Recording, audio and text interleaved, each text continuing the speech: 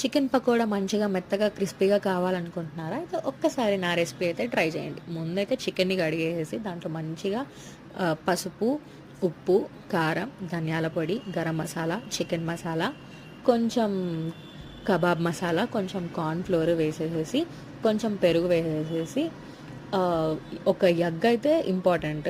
So, egg white మాత్రమే వేసుకుంటే oil పీల్చుకోదెక్కువ. So, egg white ఏసేసుకొని మంచిగా మ్యారినేట్ చేసి పక్కన పెట్టుకోండి. ముక్కకి ఎంత మ్యారినేషన్ అయితదో అంత మంచిగా ఉడుకుతదనమాట. సో, మ్యారినేషన్ చాలా ఇంపార్టెంట్. చికెన్ ఇంక మ్యారినేట్ అయిన తర్వాత ఒక కడాయి తీసుకొని నూనె పెట్టుకొని అందులో చికెన్ ఏసి వేయించుకోవడమే. ఫస్ట్ వేయించుకున్నప్పుడు ముక్క మంచిగా మెత్తగా లోపల ఉడుకుతది. బయట నుంచి మంచిగా మెత్తగా ఉంటుంది.